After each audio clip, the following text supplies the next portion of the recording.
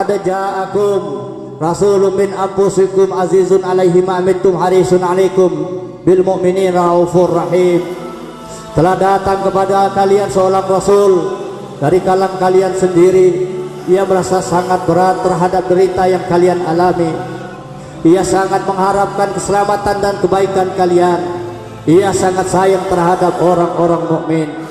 Qad ja'akum minallahi nurun wa kitabun mubin. Telah datang kepada kalian dari Allah cahaya dan kitab yang menerangkan. Innallaha wa malaikatahu yusholluna 'alan nabi ya ayyuhallazina amanu shallu 'alaihi wa sallimu taslima. Sesungguhnya Allah dan para malaikatnya menyampaikan salawat kepada Nabi. Wahai orang-orang yang beriman, sampaikanlah salawat kepadanya dan berikanlah salam penghormatan kepadanya. Allahumma sholli ala Muhammadin wa ala ali Muhammad. Allahumma sholli ala Muhammadin wa ali Muhammad. Allahumma sholli ala Muhammad wa ali Muhammad. Assalamualaikum ya Rasulullah. Assalamualaikum ya Khalilullah. Assalamualaikum ya Nabi Allah. Assalamualaikum ya Safi Allah. Assalamualaikum ya rahmatullah. Assalamualaikum ya khairatullah. Assalamualaikum ya Habib Allah. Assalamualaikum ya Najib Allah. Assalamualaikum ya khataman nabi. Assalamualaikum ya sayyidil mursalin. Assalamualaikum ya nurullah allazi yustaja'u bi. Assalamualaikum wa la ahli baitika tahirin ahdinal mahdin wa rahmatullahi wa barakatuh. Ya Allah ya Rahmanu ya Rahim. Wahai pencipta dan penguasa alam semesta, wahai yang rahmatnya meliputi segala sesuatu, wahai yang kebaikannya abadi, lidah ini tak mampu merangkai kata-kata untuk mengucapkan rasa syukur kepadamu. Kami bermohon ya Allah, dengan segala kelemahan yang ada pada kami, jadikanlah kami orang-orang yang bersyukur.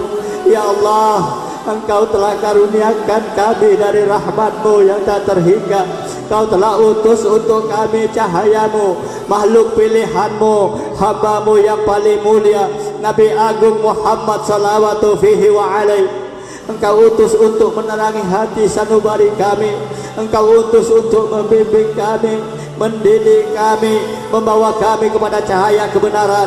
Betapa agung risalamu ya Rasulullah. Engkau nyatakan sendiri dalam Al-Quran kitab suci-Mu ya Allah, wa innaka la ala kunuzin azim. Semua menikmati keindahan dan keagungan akhlaknya. Ia telah tunaikan tugasnya, tugas yang mulianya dengan begitu mengesankan. Ia telah bersusah payah mendidik umat ini. Ia telah berkorbankan segalanya untuk umat ini. Ia adalah ayah yang penuh kasih sayang. Ia adalah pemimpin yang sangat dekat dengan fakir miskin. Ia adalah pelindung dan pembela orang yang lemah. Semua mengakui bahwa Rasul begitu sayang dan sangat mengasihi umatnya. Azizun alaihi ma anittum harisun alaikum bil mu'minina raufur rahim. Ummati, ummati, ummati, umatku, umatku, umatku. Itu kalimat yang sering dilantunkan lidah suci junjungan kita Rasulullah sallallahu alaihi wasallam, khususnya di saat menjelang kepergian beliau kariban ilahi. Ummati, ummati. Suara Rasul telah terdengar lemah saat itu. Sakit ia yang derita, yang beliau nampak begitu letih. Kala itu suasana hening, waktu seakan enggan berputar, napas terasa tertahan. Semua orang terpaku, mata mereka seolah takut berkedip, tak melambung, tak mau melepaskan pandangan dari wajah mulia baginda Muhammad Rasulullah sallallahu alaihi wasallam. Keharuan merayap menghitari kamar beliau. Mata teduh Rasul berkedip sesekali, seakan menerawang menembus ruang dan waktu. Para kerabat menangkap, sepertinya di tengah sakit yang derita Rasul sedang berpikir keras. Ada kegelisahan menyelimuti di hati Rasul. Pandangan yang galau tertuju pada suatu sudut. Rasul tahu bahwa ajalnya telah dekat. Ia memandangi orang-orang di sekelilingnya. Rasul tak kuasa menahan kesedihannya.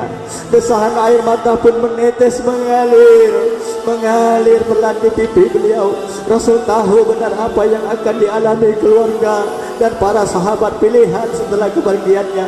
Ahlul Bait dan para pengikut mereka akan menjadi korban keserakahan orang-orang yang mengaku sebagai umatnya. Sakit yang beliau rasakan kerap kali membuat beliau tak sadarkan diri. Namun kepedihan hati beliau setiap kali mengingat penderitaan yang akan dialami oleh orang-orang yang dicintanya nanti.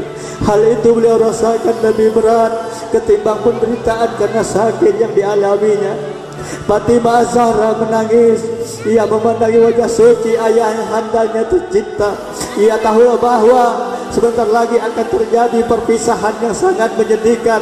Tak akan ada lagi suara lembut penentram hati. Tak ada lagi belayan penuh kasih. Tak ada lagi suara ketukan di pintu membangun keluarganya di waktu subuh. Rasul akan pergi bertemu sang kekasih. Rasul akan pergi menghadap Ilahi. Tahu akan kesedihan putrinya. Rasul meminta Fatimah mendekatkan wajahnya, wajah yang selalu dipandanginya. Apa beliau merindukan surga, wajah yang selalu diciuminya. Jika beliau merindukan wangian surga, Rasul pernah bersabda, Fatimah haura insiyah kullama staqna ilal jannati qabbal doa.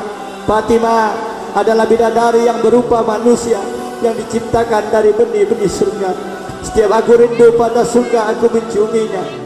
Fatimah menempelkan kepala di wajah ayahnya. Lalu ayahnya berbisik, ajalku telah dekat. Bertawakkallah kepada Allah Subhanahu wa taala. Dan Fatimah pun tak mampu menahan tangisnya. Rasul memahami keperluan putrinya.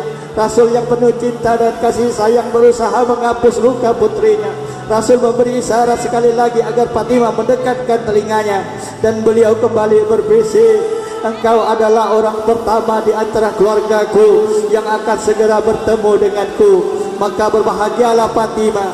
Bisikan beliau kali ini membuat Fatimah lengah penuh harap. Harap itu terasa lebih sunyi dari hari-hari sebelumnya. Matahari menahan sinarnya, angin berhembus pelan, menyebabkan tirai rumah-rumah kosong yang tinggalkan penghuninya. Hari itu seakan kekuatan gaib membangkitkan Rasul dari pembaringannya. Beliau membuka pintu rumah dengan tangannya sendiri. Saat itu seakan-akan tak tampak keletihan di diri Rasul. Beliau pergi menuju masjid. Wajah suci Rasul menjuakan kegembiraan pada saat menyaksikan para sahabatnya memenuhi masjid. Seorang sahabat berkata, saya tidak pernah melihat Rasul begitu gembira kecuali pada saat ini. Di saat itulah Rasul menyampaikan pesan terakhirnya. Beliau menyampaikan peringatan agar umatnya senantiasa waspada akan datangnya fitnah besar yang apinya telah disulit oleh kemunafikan. Itulah kali terakhir Rasul masuk ke dalam masjid dan kemudian keluar untuk selama-lamanya. Dalam sebuah riwayat, Rasulullah SAW menyebutnya di antaranya yang paling sedikit yang dapat diraih umat manusia adalah yakin. Kedua adalah kemantapan dalam ketabahan. Barang siapa yang mendapatkan keduanya, maka tiadalah ia merisaukan kekurangan masa lalunya, di mana dia tidak berkesempatan memperbanyak solat malam dan solat sunnah masa lainnya. Tapi yang paling penting, aku khawatirkan apabila dibukanya pintu-pintu dunia oleh Allah bagi kalian, kalian sudah kepergianku, maka sebagian dari kalian akan mengingkari sebagian yang lain. Allah juga berfirman surah An-Nahl ayat 96 yang artinya, apa yang ada di sisimu akan lenyap dan apa yang ada pada sisi Allah adalah kekal. Dan sesungguhnya kami akan memberi balasan kepada orang yang sabar dengan pahala yang lebih dari baik dari apa yang mereka kerjakan. Ummu Salamah radhiyallahu an juga pernah meriwayatkan bahwa Rasul berwasiat agar kita semua bertakwa kepada Allah. Dan aku sangat memohon kepada Allah agar memperhatikan kalian, dan aku titip kalian kepadanya. Aku adalah peringatan yang nyata bagi kalian, dan janganlah kalian menyombongkan diri di hadapan para hamba-hamba Allah dan di bumi Allah, karena Allah telah berfirman, negeri akhirat itu kami jadikan untuk orang-orang yang tidak ingin menyombongkan diri dan berbuat kerusakan di muka bumi, dan kesudahan yang baik itu adalah bagi orang-orang yang bertakwa. Detik demi detik berlalu, keadaan Rasul semakin sakit yang sakit parah yang dirasakan telah melampaui kekuatan fisiknya. Beliau sudah tak mampu berkata sepatah kata apapun. Bibirnya selalu menyerukan kebenaran, terkatup sudah. Madinah dipayungi kebisuan wajah-wajah murung memenuhi setiap sudut kota, mengisyaratkan kesedihan mendalam. Langit seakan menangis, menurunkan gerimis. Suara panggilan malaikat maut terasa terdengar begitu jelas di telinga orang-orang yang mencintai Rasul. Ada sesuatu yang memenuhi benak keluarga Rasul dan para sahabat pilihan Rasul. Rasul akan pergi dan mereka akan ditinggalkan. Kepiluan menyesakkan dada. Apa yang akan terjadi setelah kepergian beliau? Siapa yang akan membela mereka sepeninggal beliau? Rasul terbaring lemas di keliling keluarganya.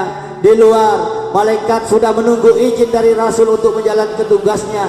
Rasul melihat ke arah mereka dan meminta mereka untuk menunggu, dan mereka pun menunggu kekasih ilahi Muhammad, sang wujud kebenaran. Begitu tingginya tempat beliau di sisi Allah, hingga kematian pun hanya akan datang dengan kerelaannya. Kematian sudah mendekati pintu rumah Rasul. Penghuni baka sudah menantinya. Permadani telah digelar dari surga oleh para malaikat untuk menyambut kedatangan sang manusia pilihan. Semua orang di ruangan itu menahan napas. Setiap detik napas Rasul seakan menggetarkan setiap benda yang berada di sekitarnya. Sayyidina Ali alaihi salam meletakkan kepala Rasul di pangkuannya hingga wajah Rasul menempel di dadanya. Dada yang dipenuhi oleh kecintaan dan keimanan kepada Allah dan Rasulnya. Dulu Ali besar di bawah pimpinan Rasul. Kini sang pengasuh mulai tergulai lemas di pangkuan Ali saat menjelang ajalnya. Di samping Rasul ada cawan berisi air. Ketika Rasul tersadar untuk beberapa saat, beliau memasukkan tangan ke dalam cawan lalu membasuh wajahnya dengan air seraya berdoa, Allahumma ya Allah, Allahumma ya Allah, tolong aku dalam menghadapi sakaratul maut ini ya Allah. Tolonglah aku ya Allah menghadapi sakaratul maut ini ya Allah. Ya Allah, limpahkan sakitnya sakaratul maut ini kepadaku ya Allah. Jangan kau timpakan kepada umat-umatku ya Allah. Itulah kata-kata yang diucapkan Rasulullah menjelang ajal beliau.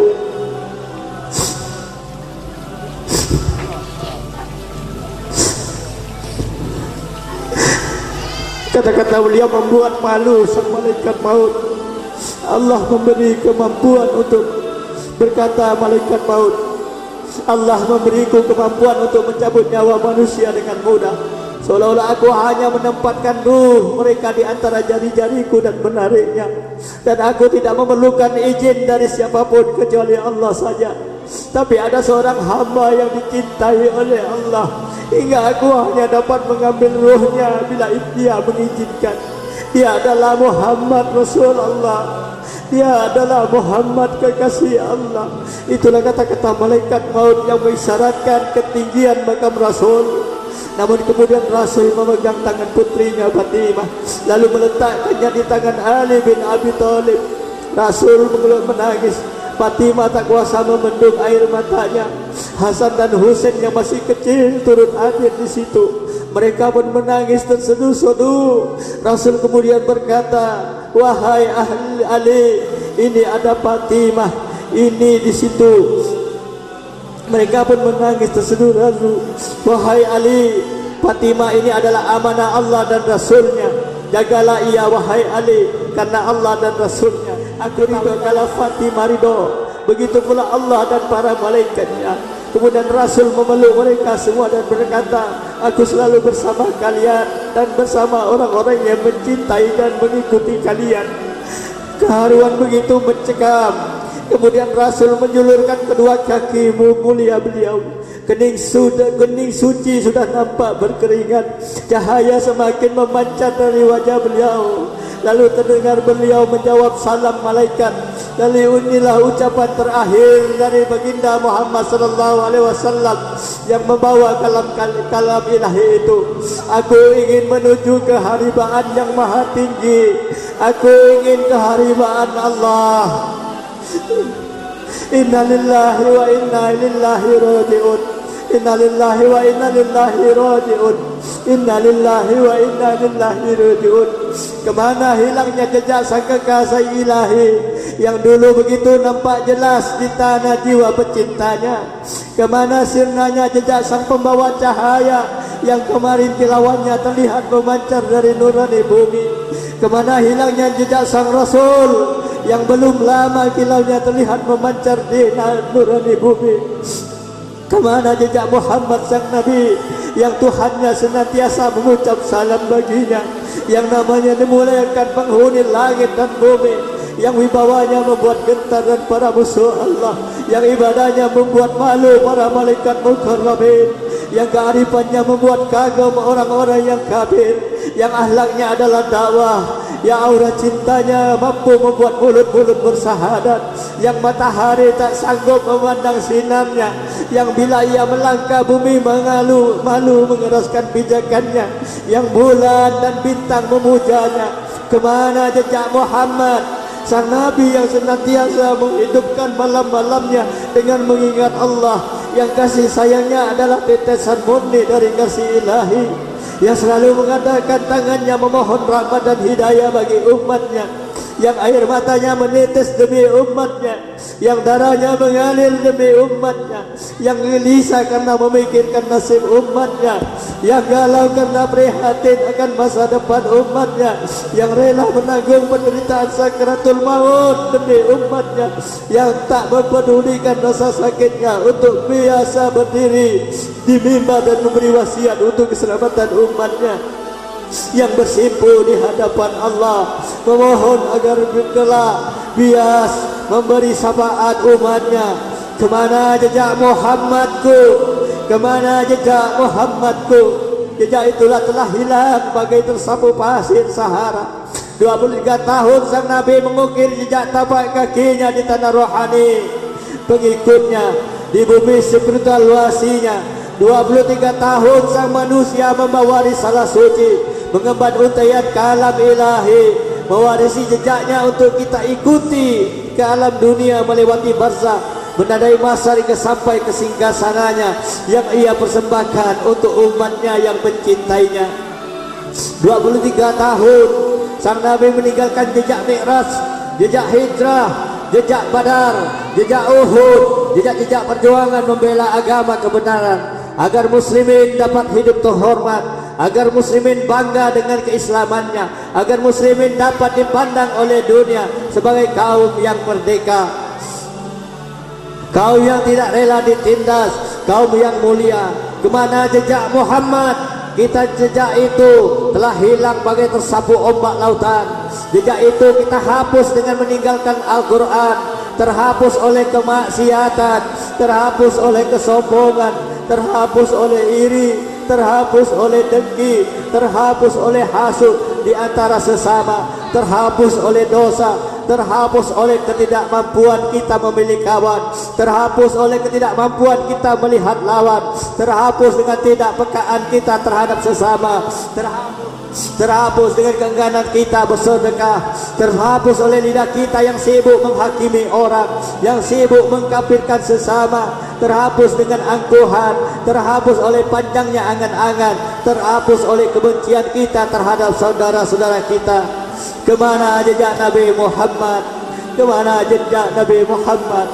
Ya Rasulullah, ya Rasulullah, ya Rasulullah, jangan engkau balikkan wajah muliamu ya Rasulullah dari kami ya Rasulullah. Pandangi kami ya Allah, gapai tangan kami ya Allah, gapai tangan kami, tolonglah kami ya Rasulullah, baik di dunia ini, berilah syafaat kami ya Rasulullah, di akhirat nanti ya Rasulullah, ya Rasulullah, ya Rasulullah,